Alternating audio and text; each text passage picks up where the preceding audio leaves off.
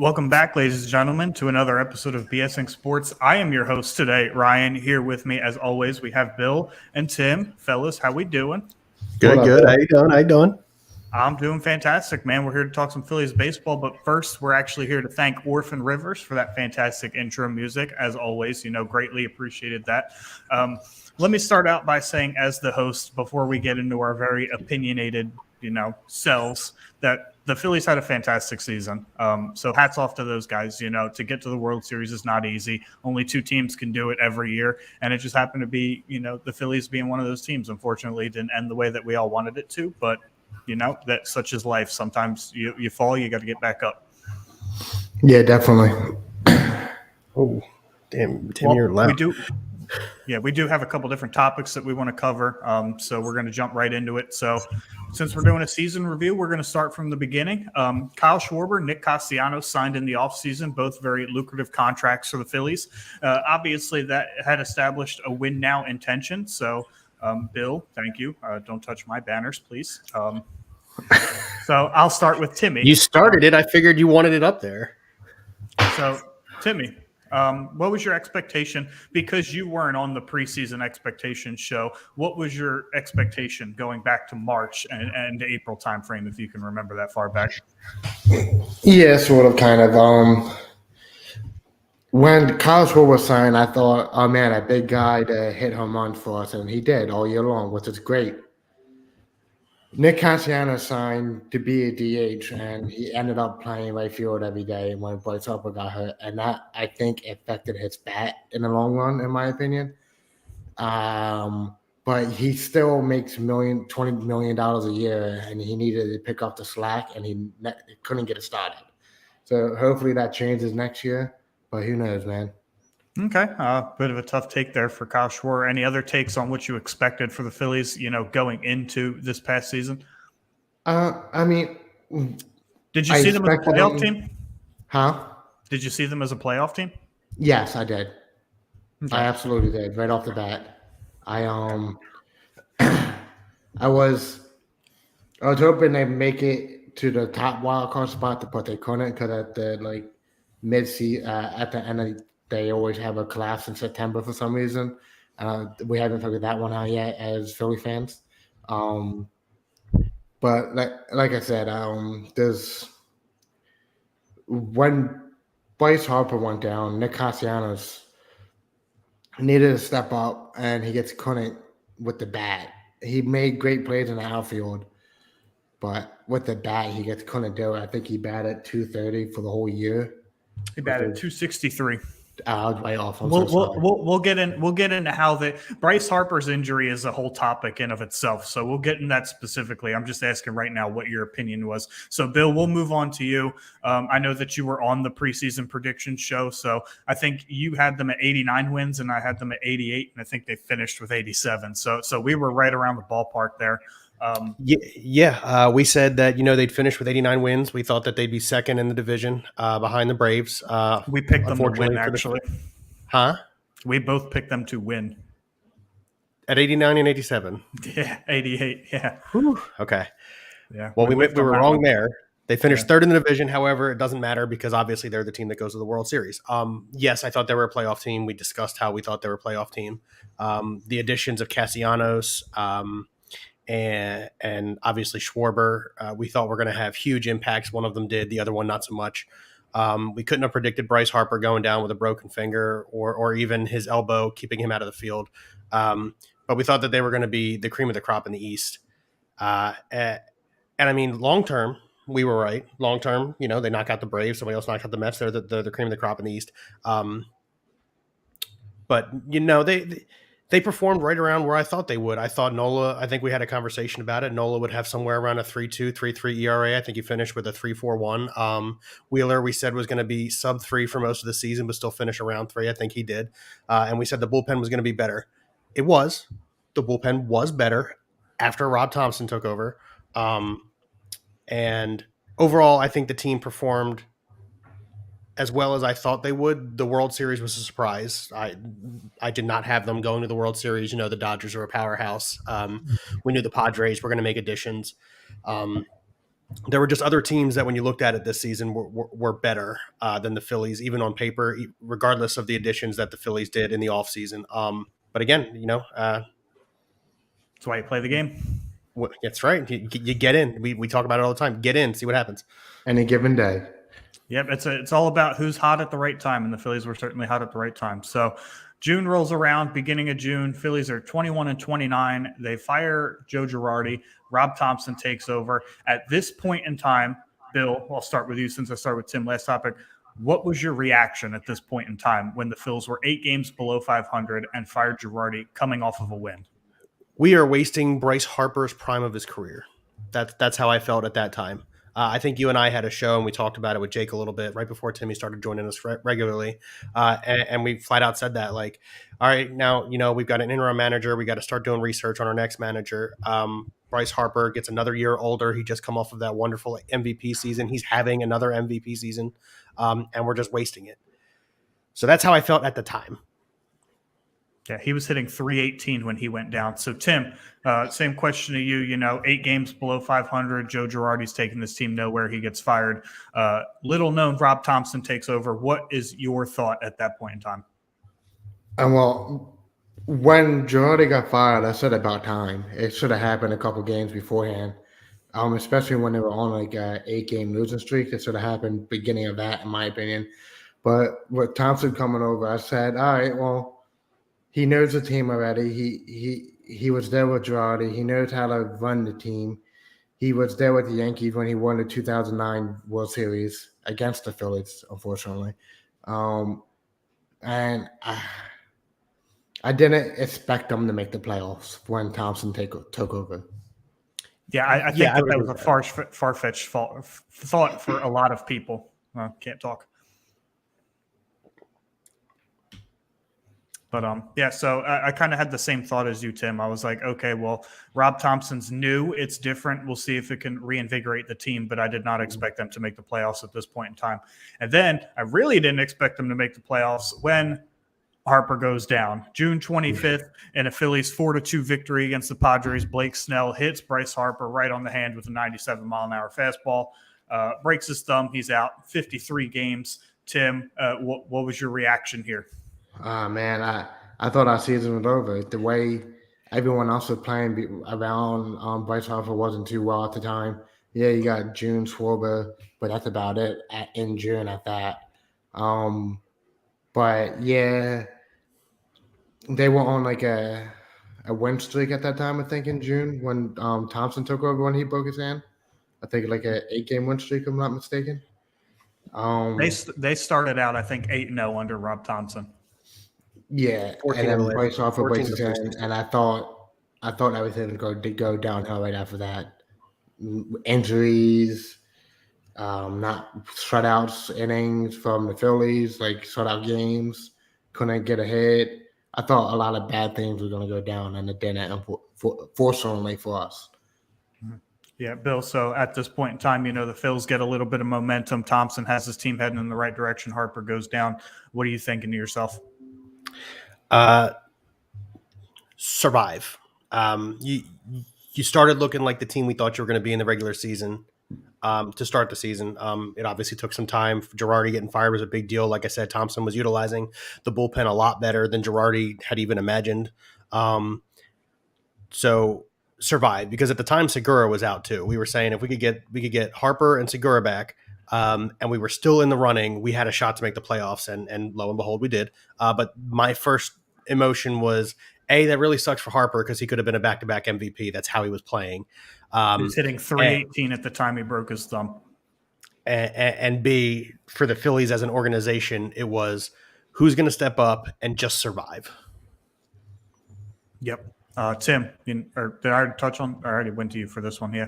So for me, Harper goes down, and I was a little nervous. However, Rob Thompson had displayed, good managerial skills of the bullpen, and the starting pitching at this point was pitching well enough that I thought the same thing as Bill, the word survive. If we can play somewhere near slightly over 500 baseball until he comes back, then, we can make a good run at the end and maybe get into the playoffs.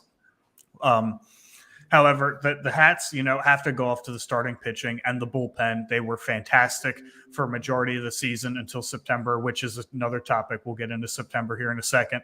But it's not talked about a whole lot that JT Realmuto was the MVP of this team. At the time Bryce Harper went down, he was hitting 237.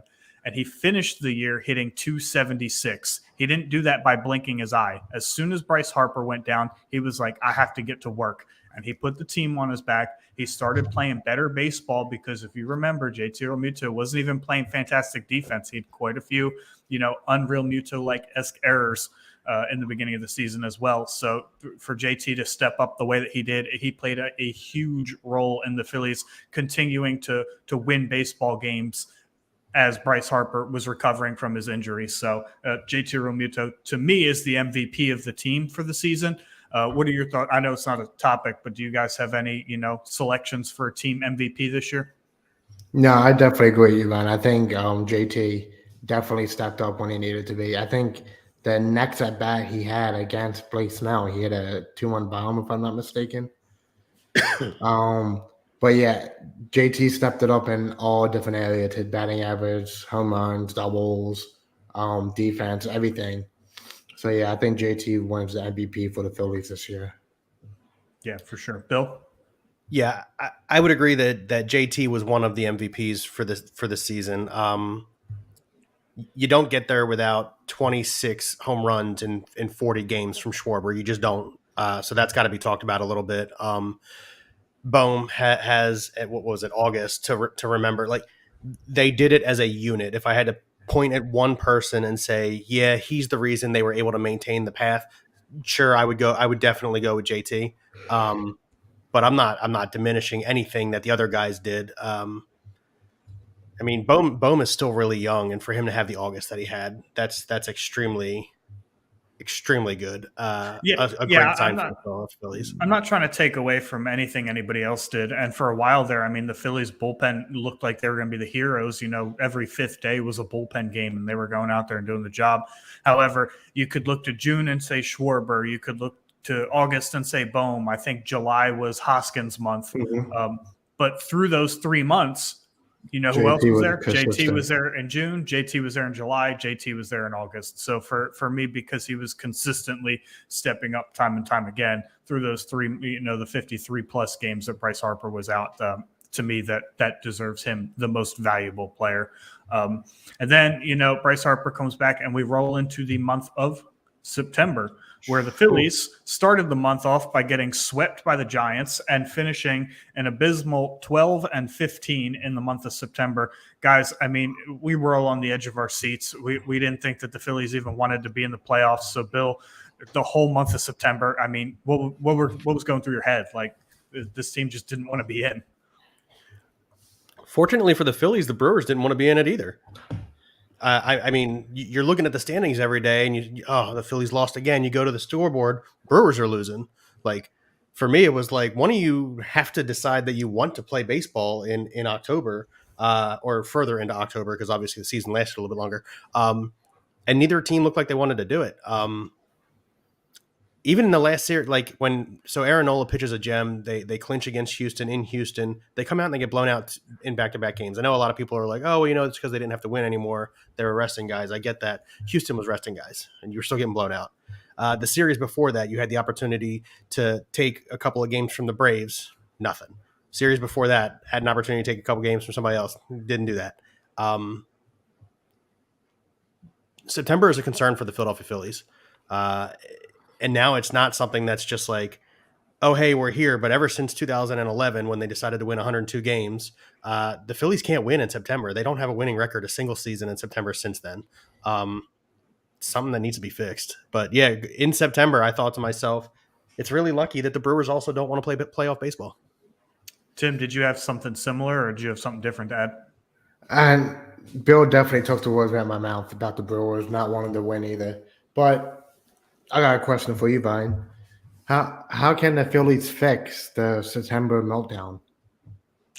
For me, I think a lot of it's an experience issue. I mean, you think about this entire roster. I mean, how many dudes, not even World Series, just general playoff experience was on this roster in September. I mean, you had Syndergaard, you had Schwarber played in the playoff, you had Harper who's played in the playoff, one series, and I mean, Wheeler watched the playoffs from his couch the year that the Mets went deep. So, I mean, this team was just starving for, real experience in close games. And we had seen that nucleus of the Hoskins, the Realmuto, the Nolas, that Gabe Kapler the previous few years had kind of kept them like semi-competitive, and then they would just die in September. And I think you see that with a lot of young teams that don't have the experience of playing competitive baseball in the dog days of August and September. So I think the fact that they went as deep as they did in the playoffs, I mean, now they know what it's like to play almost to the last game of the season. Obviously, it'll help them out in the long run substantially. They gained, a little bit of experience on their belt. They know what a competitive September is supposed to be. They know how to get to October baseball. So I think that's a big part of it. And I think another part of it was Bryce Harper coming back. He was obviously a lot. I'm not going to sugarcoat it. He was a liability when he came off the IL. He was terrible. And the bullpen, it finally had caught up to them pitching every fifth day for, 5 or 6 weeks there in June and July. And the way that Thompson was using them, it caught up to them. So I think that there could have been a few things done differently that would have helped out. But I think the big issue is just the lack of experience in September for the ball club. Okay. Yeah, I'm with you. I agree with every word you just said there. Thank you. I was thinking maybe with like a manageable, it could be like a manageable adjustment, like in September.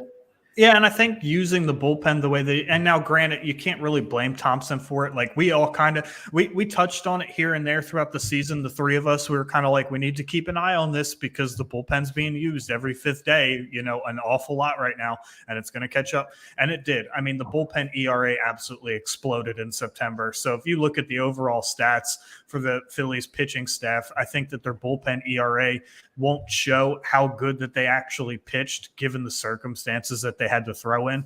But for me, I think that was, the one thing that general manager probably could have fixed was, maybe bring in an actual reliable starter, maybe go get a Carlos Rodon. But hey, man, they went to the World Series. So what do we know, right? Yeah. Speaking of the World Series, first step there is the wild card. So the Phillies obviously skidded through September, dragged themselves into the wild card, and then it's the top of the ninth inning in St. Louis. They find themselves down 2-1 or 2-0 actually, and then all of a sudden, a miracle happens. Tim, the wild card round, break it down, man. Coming back, ninth inning rally, and then a Nola gem. What'd you see from the wild card round? I saw that they were finally relaxed and started having fun playing baseball again. Like what me and you were playing baseball before, we were always stressed and we always lost games.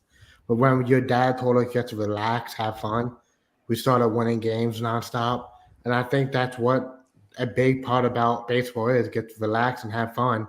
And it showed in the ninth inning when I think Boom got hit with a 100-mile-per-hour fastball or something. He clapped right away. He was having fun. He didn't care about the pain, and that momentum get brought it into everyone else. Yeah, I'm right there with you. The inning could look very differently without the hit by pitch, but the fact that Bohm takes 100 miles an hour off of his shoulder and jumps up, smiling, excited, clapping his hands. Segura, 2 pitches later, hits that weak ground ball to the right side that gets through and scores 2 runs, and it's a completely different game. Timmy, I think you're 100% right. They look like they started to enjoy the game at that point, and from there on, the rest of the playoffs, until they got into some real pressure situations in the World Series, they looked like they were enjoying it, and they were hitting the ball great, and they were winning games. Yeah, I mean, it all the energy just turned around in that ninth inning for sure, and it kind of started, a bit of a rally for the Phillies. It kind of re-energized the life that we saw, once Thompson took over up until the month of September. So Yeah, and then Nola follows it up with an absolute gem. I mean, he couldn't have pitched any better in the second game of that wild card series. And the Phillies down the Cardinals, and then they move on to the NLDS, where they see the Atlanta Braves. Now, the Phillies were 8-11 against the Atlanta Braves. We all gave them a chance. I think we all predicted them to move on. However, how'd that series go for you guys? Phillies took that one 3-1. So for starters, going back to the wild card real fast. They got the team that I felt like they needed to get in order to continue to move on in the Cardinals, and that obviously benefited them. So dropping down to the last wild card spot, which is something you touched on, Ryan, in a show that we did with Jake from Talking 215. If you haven't heard of them, go check them out. You said that it would probably behoove them to land in the last wild card spot so that they get that matchup with the Cardinals, and it ended up working out. Now, as for the NLDS, yes, we get the Braves 8-11 against them, but we matched up really well with them until September, and I kept that in mind when I was like thinking about this, because we were like even going into September with them. I said, okay, so we're 500 against this team when we're actually playing baseball, and we knew that our top two starters were just as good, if not better, than their top two starters, because Stringer had been hurt, and we weren't sure if he was going to pitch in the series. Strider, I'm sorry. Strider had been hurt, and we weren't sure he was going to pitch in the series. And again, the Phillies had just come off of two really emotional wins against the Cardinals, and they looked primed and ready to go against the Braves. Going into that series, I thought the series would go 5 games. And just fortunately, it didn't have to. Yeah. And the Phillies offense really kind of showed up in that series too. I mean, outside of the game 2 loss, they had some explosive outbursts in those games. So Tim, why don't you tell me, give me your synopsis of the NLDS against the Braves. My first thought was, we talked about it all the time. Why isn't Wheeler going on 3 days rest? You get paid $120 million over 5 years, I think it is, or something like that, and you can't go off for 3 days rest. But fortunately for us, Ranger got his jitters out, and our offense showed up that day. Because we beat them, I think, like 7-1 in game 1. 7-6, yeah, because Eflin gave up that 3-run homer to Olsen. Exactly. Thank you. And then we lost game 2. It was a really well pitched game until the 6th inning, where Wheeler gave up a dribble that error to Reese Hoskins that scored 2 runs and started a 2-out rally for them. Error. It should have been ruled a hit. It should have been error, but Yep. A routine ground ball should be an error in my opinion. Yep. Other than that, it was a really well pitched game with both pitchers. That we come here to Philly, and that stadium was rocking. We Aaron Nola first day, first postseason game in Philly, and he pitched a gem for 6 innings. I think 2 hits or something like that. We win that game. And then don't forget Reese Hoskins' huge home run and bat slam. Was that against Strider? That was the same game, wasn't it? Yeah, it was against Strider. Yeah. You're right. It was against Strider. That's what I was trying to get to. But then we go game 4. I think it was Bohm in a line drive off of the elbow of the 4th starter. I can't think of his name. You got that name for me? Was it Morton? Morton that started game 4? For the Braves, sorry. Yeah, Morton. And he was taken out right afterward. All that momentum starts with Bohm getting hit in the 9th inning against St. Louis. Everything starts at one point, and I think that's the biggest pin that we need to put in on the book right now. I would say, if I had to pick one point in time, I know you keep referencing Bohm getting hit on the elbow, and that really did bring a lot of energy back to the team. If I had to reference one at-bat that brought this team back, it's when Bryce Harper got walked in the 9th inning right before Alec Bohm came to the plate. Because as I touched on, Bryce Harper coming off the IL, absolute liability. He was horrible. And then they didn't throw him a pitch anywhere near the strike zone. And from that point in time, he just turned to fire in the postseason, which, I mean, obviously helped propel them to the World Series. We'll get into that in a second. But, I mean, he hit several big home runs, several big doubles throughout the playoffs. And this was a guy that, like a switch, he got walked one time, and that's all it took. So there were, I think that 9th inning collectively, we could all agree that started the rally there. But I think we could. Bohm definitely helped out, and so did Harper. For me, the DS was interesting because I didn't see the Phillies beating the Braves 3-1, especially the way that they did in Philadelphia. I mean, they shellacked the Braves in Philadelphia. It was not. It was 8-3, and then not 5-2. I think it was 7-2 or something. The scores were just so lopsided. I mean, the Braves absolutely let that road crowd get to them. And that shocked me the most because the Braves, are reigning world champions. They've won the big games on the road. So I was a little surprised to see how they handled that being on the road. But, it's all about getting hot at the right time. Philly had stole the first one. And, Tim, you mentioned Zach Wheeler. I'm glad that you brought that up. Obviously, it came out during the World Series that he was not all the way healed from his forearm injury, that he was still definitely dealing with some fatigue. So for him to get the extra rest throughout the postseason was probably needed to not go on 3 days rest. I think if he was healthy, maybe that gets changed a little bit. However, I didn't like the way that they use Zach Wheeler throughout the whole postseason. If you're going to give him the extra day rest, why are you pulling your ace at 70 pitches? He's getting an extra day's rest. He can rest his arm for 4 months in the offseason, for crying out loud. Like, we need to win baseball games here. But Bill, do you have anything to follow up on with that before we move to the CS? I just look back to that Hoskins, not the home run and the 3-run shot that it was, but the adrenaline and the emotion shown after he hit it. I think that's what springboarded them past the next series, which we can get into now. Yeah, so the NLCS, obviously, against the Padres. The Phillies win this series 4-1, although I think, unlike the Braves series, that's a little misguiding because it felt like every inning of every game during this series was stressful. The Padres definitely gave the Phillies a run for their money. So, Bill, why don't you go ahead and break it down for us? Again, this is one of those matchups where you look at it on paper and you're like, man, Phillies are really undermatched here. The pitching isn't as good. The bullpen's not as good. Not necessarily as good in the terms of pitching, but as deep. Like, they have more starting pitchers that are, established. You're talking, we limped into the playoffs with Suarez and maybe Syndergaard as our 3-4 guys. That's not something that's really, hey, look at me, I'm going to start winning series. You got 2 starting pitchers. So again, on paper, you're looking at it in your Padres and you're like, man, they got an entire lineup that can light you up. They've got guys who can get on base and then guys who can drive them in. We already had this discussion. They were talking Soto and Machado out the wazoo during the series.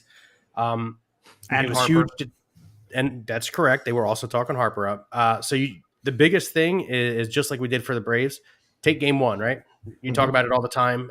Win one away and then come home. Beat Darvish on the road. You beat Darvish in San Diego in a close, really, really, really well-pitched game by both pitchers, 2-0. 2 solo shots. Harper has one. Schwarber has a monster shot. You get the victory. That I think was propelled by the energy they had from the Braves series. Like, every time one of those guys came to the plate, including Hoskins at that point, you were like, he could do it. He could hit a home run. Like, I don't care how good this pitcher's pitching right now. He could do it. It kind of sort of went away in the World Series, but during that series, you felt it. Like, they felt it too. When they were in the box, they felt like, this is my time. And you could see it. And a lot of times they came through, obviously. Again, they take one from the Padres and then they never go back to San Diego. Tim? Yeah, Wheeler got game 1 start in San Diego, and he pitched another gem. But like Ryan said, if you're going to have extra days rest, why are you taking him out at 70, 80 pitchers? Because of arm fatigue. If you're still going to have I know the answer. I don't like the answer, but I know the answer.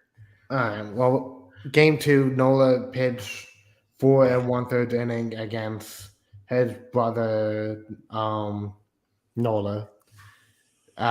He gave up a double to lead off the inning, then struck out the next guy, and then a single to score, and that's just ruined Nola in game 2. And Nola hasn't been the same since game 2 in the NLCS. We bring it back to Philly, and that crowd was electrifying again. Schwarber lead off home run game 3. Who would have thought that? right off the awesome. bat, 3-2 count, and it was a monster shot again in Philly. And that was all I wrote for the Padres, in my opinion. Yeah, they fought back, everything fought back, fought back. But the Phillies just had all the momentum with being at home in that crowd. Listen, I that have Harper home run. I mean, that last Harper home run in the NLCS, man. Game 5. You could build a statue for that guy because of that home run. For a city starving for just a playoff berth for 11 years, for that home run to propel them to the World Series, for a guy who got absolutely slandered for the contract he got when he signed here. He's done nothing but put his head down and go to work, despite all the negativity from when he first came here, despite the overhated, the overpaid, at this point, none of the Philadelphia crowd's saying that. And if any of the away crowd is saying this at that point, even their own fans got to look at them like, what are you talking about, dude? Like, did you watch any of the postseason at all? So for me, the best thing I love about that whole home run, the whole way that it happened was he shouldn't have got any fastballs. He was getting all fastballs. B, he hit it the opposite way. 3, we'll bring that comment up in just a second. And 3, when he got back to the dugout, he wasn't arrogant. He wasn't smug. Like, oh yeah, I knew I could do that. He looked at his teammates and was like, I can't believe I just did that. Like, the sheer euphoria of doing it was evident on his face, and I love seeing that. You go ahead, Ryan. You're the host. Go ahead. Yeah. So Allie Brandt, William's wife here. Thank you, Allie. Bill says it all the time. Harper just gets Phillies fans. It's true. I would agree with that. There's no better way to sum it up than that. He feeds off that energy from Philly.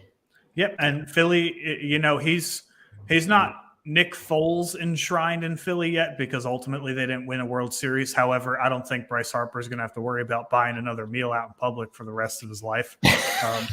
Yeah. I mean, seriously. But I have for my notes for the NLCS, offense was okay. The pitching for the Padres was very good. It was the best that they had seen to that point. So the offense was okay. They were good enough, obviously. The starting pitching was good. The bullpen was fantastic in NLCS. I mean, the Phillies bullpen throughout the whole playoffs was fantastic. I mean, you could go back to the wild card and point out, a 2-0 shutout from Nola in the pen. You've got that game where they were down 2-0 going into the ninth. The bullpen did a great job keeping that down to 2 runs. And then really outside of a couple of Eflin miscues in the DS, they were very good as well. But in the CS, they were fantastic. The Phillies bullpen really helped carry them. So for me, if I had to pick MVPs for each round, though, for the wild card, I'll give it to Nola. Just because, he threw that 2-0 gem. Do you guys have a different pick? No, it's definitely Nola. Like I said, that was like the coming to what was going to happen. Like it was like the floodgates were opening. That was the beginning. So I think Nola gets the nod there for the wild card. Dad. Tim, do you have a different one for the wild card? No, sir. I got Nola too. Tim, NLDS MVP for the Philadelphia Phillies. I'm thinking. Give me JT. JT Romuto. Okay. How come? One, he called great games against those big hitters. And 2, he had a big inside the park home run in game 3. No, it's game 4. I'm sorry, game 4. That really re-sparked that Philly crowd to get them back into the game because they were losing at one point, I think 2-0 in game 4. So I think JT was my MVP for the NLDS. Okay. NLDS MVP there. Bill? Yeah, I would probably say JT as well.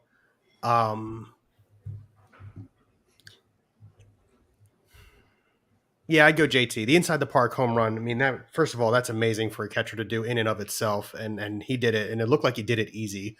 By He's the time he's no regular running catcher up there, though. Yeah, I'm aware. This dude's I'm an aware. athlete. So yeah, I mean that, but also as Timmy alluded to, he called a damn near playoff run catching because he doesn't get the signals from the dugout. JT's the catcher that calls him himself. Mhm.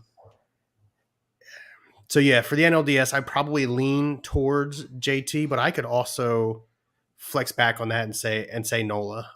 Nola pitched 2 games, and he won both games He in only the pitched one. NLDS. So I could also lean Nola, but I would probably side with the JT side.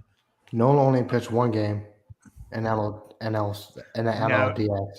no, he got game Oh, 1 and I'm game sorry, 5. wrong series. Yeah, Oh, I yeah, looked down I'm at the thinking of corner. CFC. You're right. Yeah, because I'm looking at the board too. Yep. Good call there, Tim. For me, it's Bryce Harper. I mean, the guy had an almost 1,600 OPS in the NLDS. He was just anything he touched turned to gold at that point in time. He even more so than the CS. He was just raking the baseball over the place. I mean, we're talking about 5 RBIs, 2 home runs. He had 3 doubles. Anything he touched was a gapper or over the wall. So for me, it was Bryce Harper. NLCS MVP, Tim? It's Bryce Harper. But I was about to say, I think, there's going to be some recency bias involved, but I would actually agree with that. Ken Brandt had the big thing down the Vander save. So He here's the pitched thing. great in game 3, I think. He pitched 5 scoreless innings and then comes in game 5 to shut out the bottom 2 batters.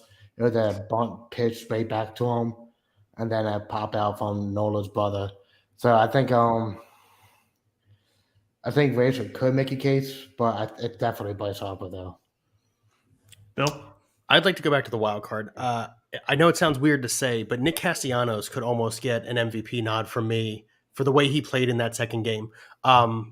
I just wanted to get that out of the way. I know it sounds weird because he played like crap. I mean, in the field he played well. He didn't really hit that well in the rest of the series, but that particular game, I felt like he probably could have gotten the nod for wild card MVP for me. NLCS, man. Which Schwarber hit 3 home runs in that series?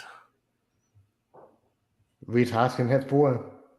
Yeah, I know. every hit Hoskins had was a home run, but he still hit like 200 in the series. I mean, I get it, but every home run he had was a go-ahead, or every home run he hit was a go-ahead.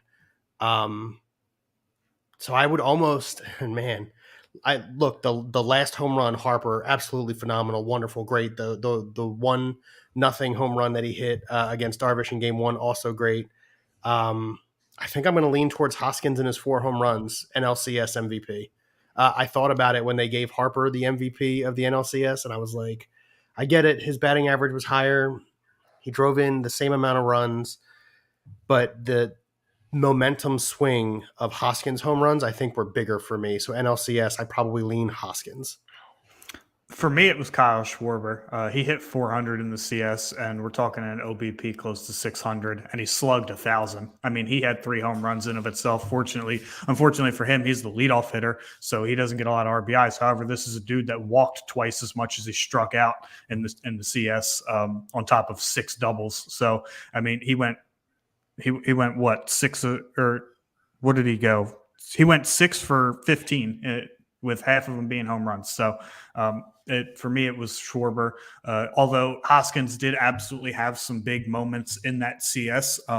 He didn't do anything else outside of those moments, though. He booted, a ball in the DS, looked bad there. I think he had an error in the CS that cost a run as well. Outside of those 4 swings, Hoskins had the most abysmal postseason out of the Phillies at all. But I mean, we're not here to slander anybody. We're just here to get into a review. I'm tired of talking about Rhys Hoskins. That's all I've done the last few days. So, but for me, it was Kyle Schwarber. You could give the nod to Bryce Harper because he did have the biggest hit ultimately of the series. Rhys Hoskins did in fact have some big moments there. But for me, it's Kyle Schwarber. On to the finale, fellas. World Series didn't end the way we wanted it to. Houston takes that series 4-2. Bill, what's your take on it?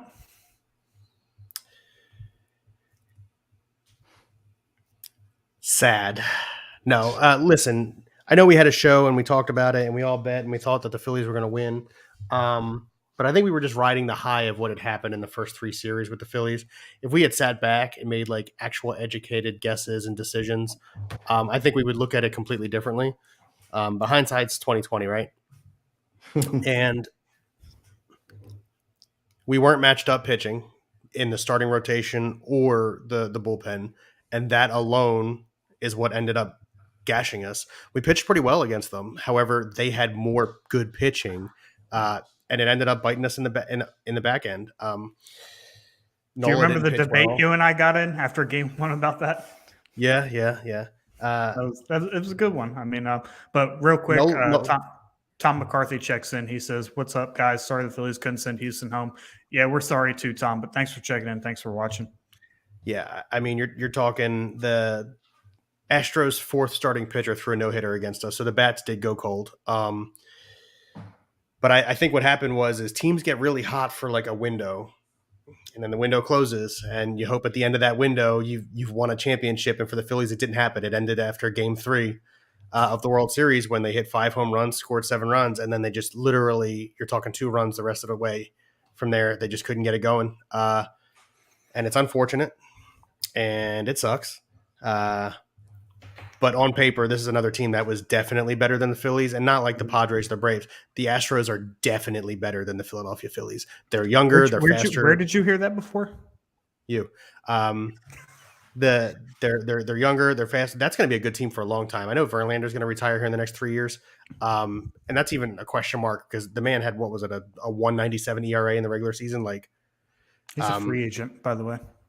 Oh, I know.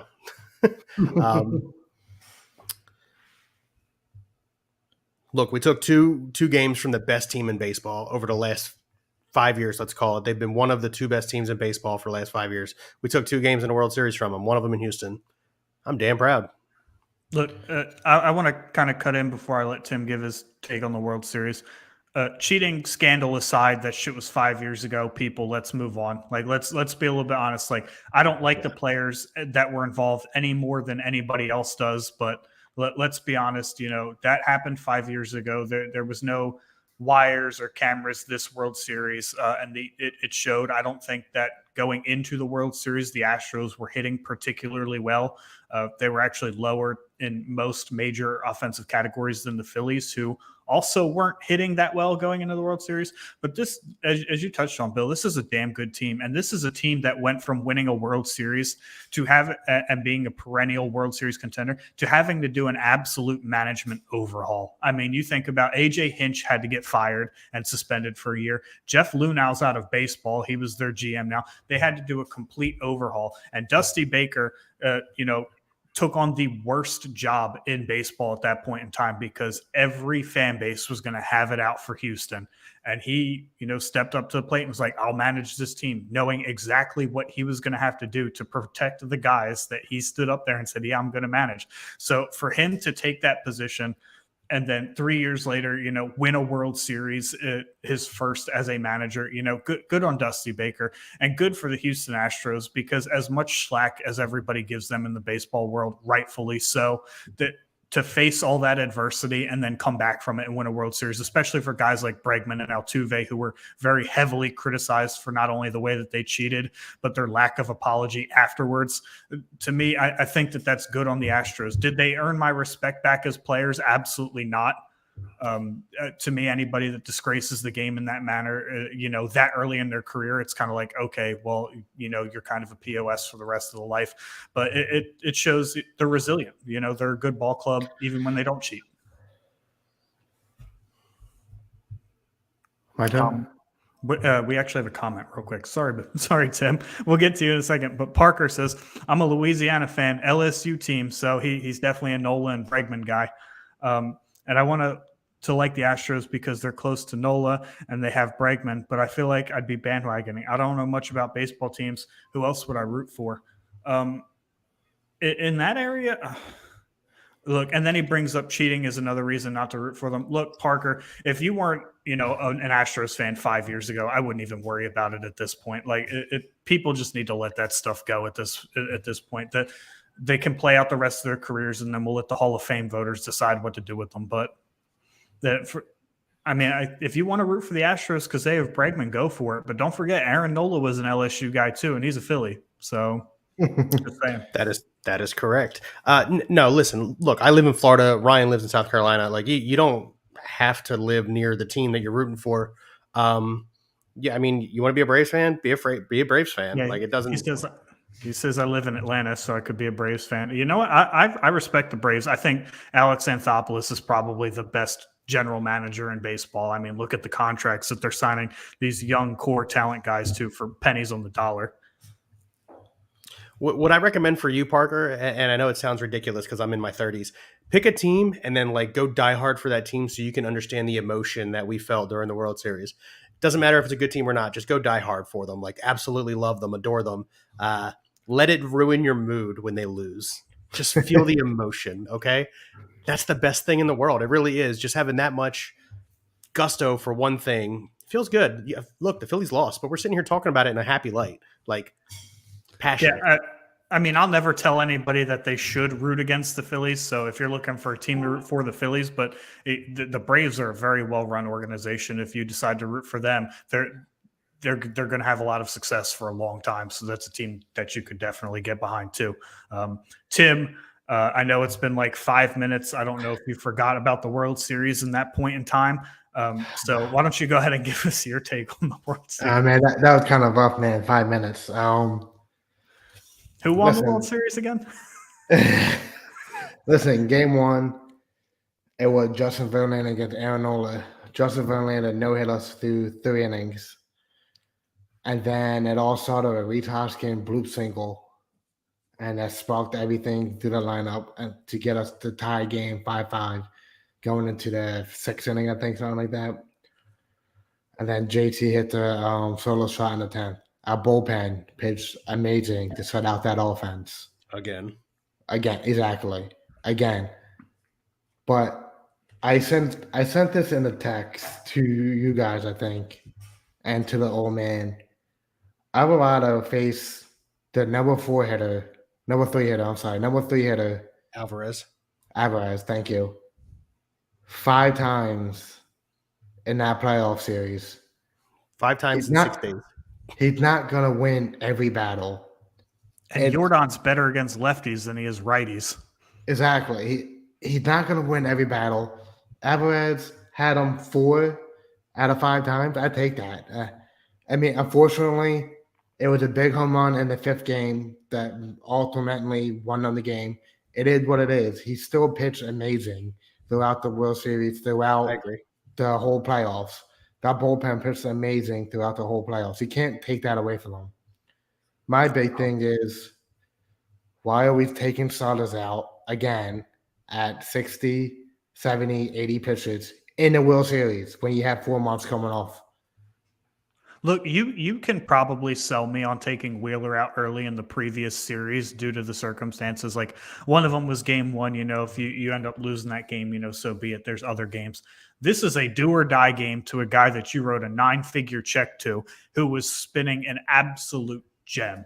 If there was anybody that deserved to lose that game, to have the L next to their name, it was Zach Wheeler, and there should have been nobody else that took that from him. Now, because of the way baseball works, obviously I know Zach Wheeler ended up taking the loss, but you know what I mean? Like he should have been the one pitching to Yordan Alvarez. Yep. And his comments post-game say a lot about it. Like, hey, man, I was expecting to pitch out there. So to me, that says that he thought his forearm was good enough to get through that inning.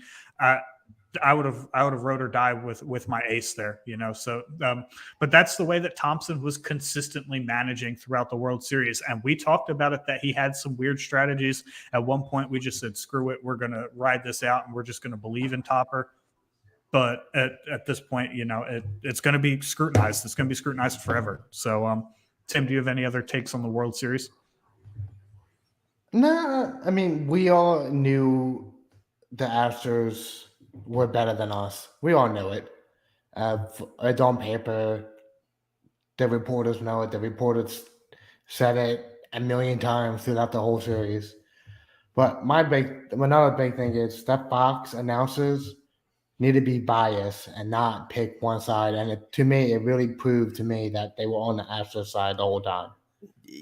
Yeah, I'm going to have to agree with you. Ryan's probably going to disagree with us, but it was very clear, especially in the World Series, when big events happened for the Phillies, they were not nearly as ecstatic and eccentric as they were when they happened for the Astros.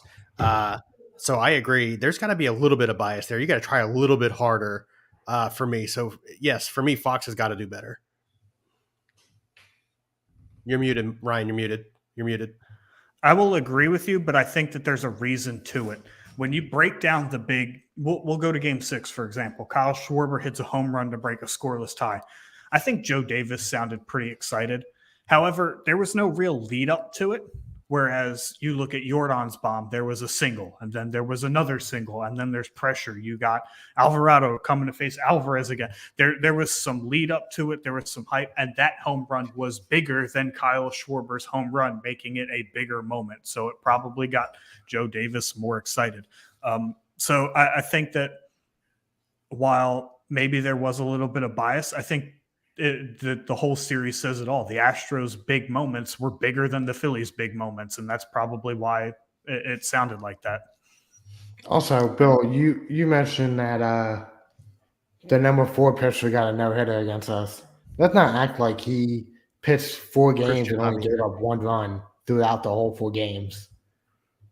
In the season. No, listen, for what it's worth, Christian Javier will not be their number 4 pitcher for a long time. I would not be surprised if next season he takes over as their number 1 or number 2.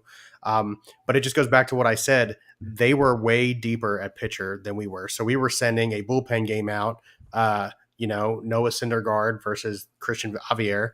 And Syndergaard pitched fantastic. He did. Absolutely. Look, they gave him 4+ innings and he only gave up 2 runs. That's what you're asking of Noah Syndergaard. That's what you're asking for. Your offense has to show up. And fortunately for the Astros, unfortunately for the Phillies, Christian Javier just pitched an absolutely phenomenal game. So for those of you that don't know that are watching this, I've explained this on several different shows. Game 1, when JT Romuto hit the bomb in the 10th inning to take a 6-5 lead for the Phillies, I went full Rhys Hoskins bat slam on my phone in the middle of the living room floor, and then I found it looking like this 2 days later. So note to self, try not to be as passionate about your team as I was for that, brief lapse of time. I'm going to disagree. Be that passionate. That's quite an expensive passion. Holy shit, Ryan. But yeah, so World Series, obviously, for my notes, it's pretty simple. Outside of Game 6 Wheeler, starting pitching not named Suarez, terrible. The whole series, they were awful. Syndergaard gave us 3+ innings, 2 earned runs. I mean, I'm not really going to – he did well for what he was supposed to do, but it's not really like a true start. Nola folded like a lawn chair. He was terrible in the World Series. Look, yes, I know they got no hit the one game. It doesn't need to be expressed how poorly the offense was. But when you're getting no hit, when you're getting shut out, I expect a performance like what Wheeler had in Game 6. To be truthful, you could say that Nola had 4 shutout innings, but in all honesty, he was Aledmys Diaz twice away from being blown up way earlier than that. Because if you remember, he got Diaz to ground into a double play with 2 on, and then got Diaz again to fly out with 2 on to end the inning. So he was really, it looked worse than what it actually was. He was not good the entire World Series. I will never, ever again compare him to Cole Hamels because I very, very distinctly remember Cole Hamels' first World Series being much better than that. And then I had some people saying, oh, well, this is the most he's ever pitched in his life. I'm like, there's plenty of pitchers that have pitched the most that they've ever had in their life in the World Series, i.e. Cole Hamels, his first time through. And he won an MVP, for Christ's sakes. I mean, that's not an excuse. And they were like, oh, he's tired, he's fatigued. No, his velocity looked fine. When you look at Wheeler, he was fatigued. His velocity was dropping 4 miles an hour after the 2nd inning. Nola was not fatigued. He was just bad. You can make excuses for the guy all you want. He was just bad.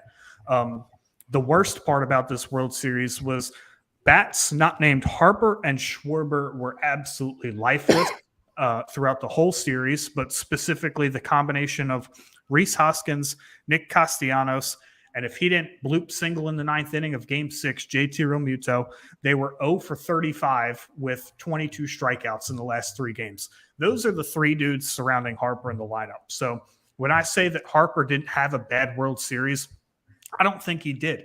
The Astros were very obviously working around Harper, who had 7 walks in 6 games, to face these dudes that just did not scare them at all because the bats went ice cold. When you have dudes protecting your best hitter that aren't producing, eventually, like in Game 6, Bryce Harper is going to start to swing the bat at pitches he knows he shouldn't. And I don't blame him for that because when you can't count on Hoskins, Castellanos, and JT to produce for your team, you feel like that it has to be on you in a do-or-die situation. So I don't blame Harper for going 0 for 4 with 2, fairly ugly strikeouts in Game 6, because at that point the season was on the line. Your best player needs to swing the bat to put the ball in play. Walks are as good as a hit, but when nobody else is hitting around you, who cares? So, and Schwarber obviously did what Schwarber does, outside of the wild card in the first couple games of the DS, he was fantastic in the postseason. And then the pen outside of Alvarado, who was thrown into extremely tough situations to pitch in. Look, bases loaded, nobody out. I would love to see anybody else go out there and try and get out of that situation. It doesn't happen. Then he's facing a dude that he's already seen 4 other times in this World Series. Look, Yordan Alvarez is batting 200 against Jose Alvarado. If I say it like that, you're like, damn, Alvarado has his number, right? The one hit was a big one. It just happened to win them the World Series. Stuff like that happens sometimes. So for me, the bullpen was outstanding. It was a point of strength for the Phillies the whole playoffs. However, I disagree with taking Zach Wheeler out in that specific moment. I think that you have to ride or die with your $120 million ace, but that'll be a move that's going to be forever scrutinized. And the only person that has to answer that is Rob Thompson. And the only thing he can do is either learn from it and move on or stand by his guns. Either way, we're at an hour now, so let's go ahead and get into the offseason here. Free agency. So we got some high price free agents name out there. Bill, I'll start with you. What are the Phillies looking to add? What are positions in need? I mean, obviously they need to add another pitcher for the starting rotation. Suarez is good for what Suarez is. Suarez is a 4th pitcher in your rotation, and I like Suarez as a 4th pitcher, but you need to go get somebody who's going to be a 3rd. I'm eyeing Charlie Morton on a 1 or 2 year deal. I'm looking at Carlos Rodon on a very short 1 or 2 year deal. Guys like that, and then you need to shore up the bullpen a little bit. You just had 4 of your bullpen guys, 5 if you include Kyle Gibson, elect free agency. They don't want to come back, or you don't want them back if you're the Phillies. So I mean, you need to shore up the bullpen. You now have a setup and closing pair with Alvarado and Dominguez. You need to get guys in front of them that can help get to them. The bridge to those guys is going to be super important moving forward. And then I've got a lineup thing, but I'll let Timmy go first before I get into my lineup thing. Okay, Tim. So what do you think the Phillies need to add in free agency, and who do you think that they pursue? Well, I definitely think they need to add a pitcher, like Bill said. But I like the Justin Verlander. I know we can't afford him. I know we won't go get him. I don't think he's signed with the Astros, though. Timeout. I forgot to mention. So as of right now, the Phillies payroll in 2022 was $232 million, which was slightly over luxury tax. The way that the luxury tax is going up this year, that'll be slightly under. Right now, the Phillies only have $142 million committed to next season, and that's including Segura's option. So if they opt not to bring him back, it's going to be $129 million. Okay, so they need to go get a big name pitcher like Verlander to match up with Wheeler, or I saw the Mets pitcher, Jacob DeGrom. DeGrom made the free agent this year. They need to go get someone big like that to have, like, say, Verlander, Wheeler, Nola, Suarez. And then I think Bill didn't mention a first baseman, but I think we need to go get a first baseman. I have a lot to say about that. But I'm sure we're all very opinionated on that one. But my thing is, I think the first baseman is already in that organization.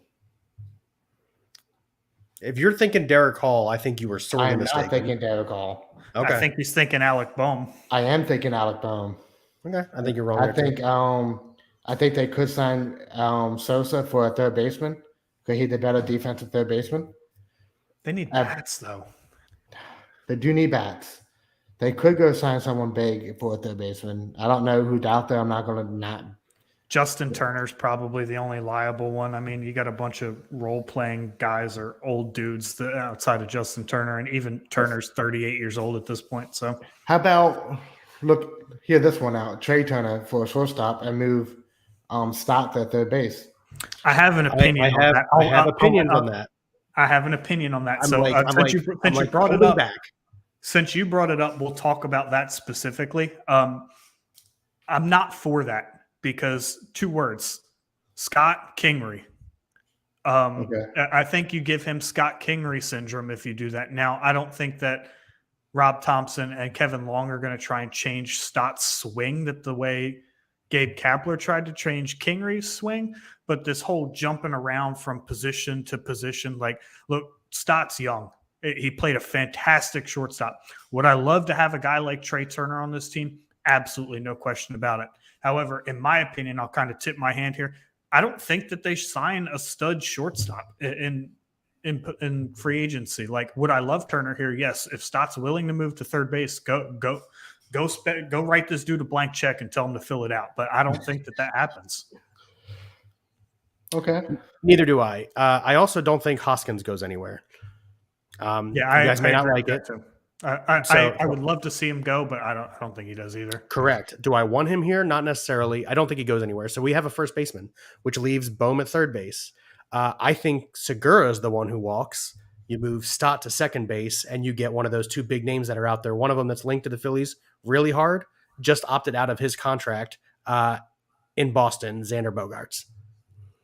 Yeah, Xander was going to make $20 million a year over the next 3 years. Obviously, he's going to opt out. Looking at the deal Carlos Correa got last offseason, I think Bogaerts is a much better shortstop than him. I think that's a more realistic possibility, truthfully. I don't think that there's any way, shape, or form Segura is back with the Phillies. I think they take that $1 million and buy out his contract. I could see Stott playing second base. I think that's more likely than him playing third base because he did for a lot of the season when Segura was hurt. I think ultimately, as much as all 3 of us would agree we want him gone, Rhys Hoskins isn't going anywhere. He's on his 3rd year of arbitration. He's going to be extremely cheap.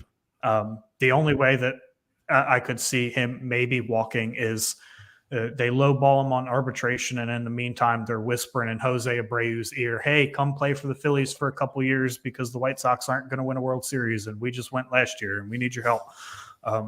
But even that's kind of a pipe dream. That's just not the way the business of baseball works. So Rhys Hoskins is very likely going to be the first baseman in 2023, as much as we all hate hearing that. But yeah, so I think we all agree that they need a starting pitcher. I'm going to bring up a different thing here. Bill said Rodon, Clayton Kershaw. That was He's one not of my signing anybody but the Dodgers. On a 1-year deal. He won't play for nobody but the Dodgers. Then he wouldn't have opted out of his contract, and he wouldn't have kept signing 1-year deals. He opted out already. If he wanted to play in LA, there's a way that he could have been playing in LA. He's obviously going to listen to other teams. Fair enough. I had another guy on my radar. I'm looking at Chris Bassett, former Oakland pitcher, pitched really well for the Mets this year. I think he pitched at a 3.22 ERA. He got lit up a little bit in the playoffs, but overall, I think he'd be a solid asset to our pitching staff. So Chris Bassett. Listen, and Bassett, is 34 years old. Go ahead, Tim. My bad. Syndergaard didn't pitch terrible for the Phillies. He had a sub-4 ERA, which isn't bad really for a 4th starter. His velocity, every time he went out there, his velocity went lower and lower. I don't think that arm's got mid-90s. I don't think that arm's got anything left, anything good left. I think he's a bullpen asset at this point. I don't think he's a starting pitcher. He thinks he's a starter, and that's the difference. Yeah, well, and then they'll probably move on to him. However, I'm thinking about this a little differently than you guys. So guys like Bassett and Rodon are probably going to command multiple years on a contract. I think we just need a bridge pitcher. you look at the way Andrew Painter has absolutely lit up the minor leagues, and if Mick Abel can find his control, the way that he's down there not throwing no hitters, but the way that he's shutting down lineups, and Griff McGarry's down there too. I mean, they have three guys that are just knocking on the door of coming into the majors, specifically Painter, who will probably start the year in AAA. But if you can get a Clayton Kershaw to pitch 1 year, if you can rather not Jacob deGrom. I know Kershaw has his own injury history, but it's not nearly as extensive as deGrom's. If you can get one of those veteran pitchers that's going to come out and dominate a lineup for 6 innings, the way that Kershaw or Verlander have for years, that could bridge the gap to bring up a 21-year-old Andrew Painter the following season in 2024, and you'd be saving a ton of money in the long run. I don't think that they need some kind of long-term answer in the rotation, because you'll bring back Nola next year on another multi-year deal that's relatively cheaper. You still have Wheeler, and you've got your homegrown guys. And I've said this before, if there's one thing that the Phillies do pretty well, it's grow pitching. I mean, look at Hamels, look at Brett Myers. These dudes, they breed pitching pretty well. So I think that they go out and they get a vet that can bona fide win good playoff games. And Kershaw, I think, is probably a name that comes to mind. But there's all kinds of things that the Phillies need to do. For example, like I said, they don't have hardly but 8 dudes locked up next year. You've got a bunch of guys. Rhys Hoskins is in arbitration. Ranger Suarez is only in his first year of arbitration. So he's got 3 more years of really cheap team control. Alvarado is actually in arbitration 3. You've got Sir Anthony Dominguez in arbitration 3. And then a lot of pre-arbitration guys. So these dudes are making pennies on the dollar. Really, the Phillies don't have to commit hardly any money to bring the nucleus of this team back. And Ken says Eflin, ? Eflin just opted out of his, which is surprising to me. It was a player option, and he opted out of $15 million. I don't know where else he thinks he's going to go that he's going to get $15 million. But yeah, no, there's all kinds of crazy opportunities out there. But I think that we all agree the need is starting pitching. Tim, what else do you think that they need? More bench big hitters, like a Matt Stairs type of hitter. You know what I'm saying? Off the bench, come off the bench. Power hitter off the bench. Someone big off the bench could help. I don't know how much those exist anymore. Like because of the DH position, I don't know how many of those off the bench Matt Stairs guys are still in the league. They're already getting paid to play DH. So hear me out. So Harper gets his surgery now and be back before March. He won't. If he gets Tommy John, he'll probably end up playing DH most, if not all, of next year. It's about a 9-month recovery for position players. Okay. I didn't know what Tommy John. I thought what Michael Sopek surgery. That's what I read earlier. No. Okay. Never mind. My whole scenario goes out the window. Yeah. But I hear you. They need look. They got young bench guys. I like Veerling. I like Maton. Hall is effective when they're throwing curveballs, but I don't know if he hit a single fastball this season for a hit. Their pieces, they are. Sosa is another really good defensive replacement, but offensively, 189, I think he hit or something like that. Like, I understand where you're coming from, bench pieces, but that's not a priority for me and what I think they need. Honestly, I think they need 2 starting pitchers. One of them to be on a 1-year deal and the other one to be signed for 2 or 3 years. That's how I feel about it. You don't want to rush Painter, because what happens when you rush guys is they look like crap the first 4 years of their career and it ruins them. Well, that's why I think he's going to start the year in AAA. But truthfully, with the way he pitched in AA for half the season, you can't put him there either, because it doesn't challenge him. I think his ERA was I think his weight was more than his ERA last year. So I think he starts the year. A lot of people are talking about he's going to come up. He's going to be the 5th starter. They're not bringing up 19-year-old Andrew Painter to be the 5th starter. It's not going to happen. Like, as much as I'd like to see that dude dominate in the majors, let him pitch in AAA first. Let's see how that challenges him, and then we'll make that decision when the time comes. But, I think between Nola, Ranger, and Wheeler, They probably do need a cheap fifth starter. We'll see. I don't think it's Gibson, though. I don't think Gibson comes back. So, I mean, we have potential trades as another topic, but truthfully, we can kind of touch on big trades throughout the off season. Winter meetings are in December. We probably won't be on here talking about baseball again until those end. And there's some, we'll probably pop up here and there with some big free agent signings, big trades being made. But other than that, guys, it was a fantastic 2022 season, after June anyway. Any closing remarks for our last baseball show of the season? We love you, Phils. Yeah, seriously, Phillies, thanks for the ride. Like it looked really sad and dreary there for a long time. And then you made it exciting. And man, I missed playoff baseball for my team. So thank you. And as Harper said, they'll be back. They'll be back with different pieces. We'll see what assistant GM Bryce Harper has to do about that in the offseason. That being said, guys, I am Ryan here at BSing Sports. The Twitter handle for our show is right down here at BSing Sports, guys.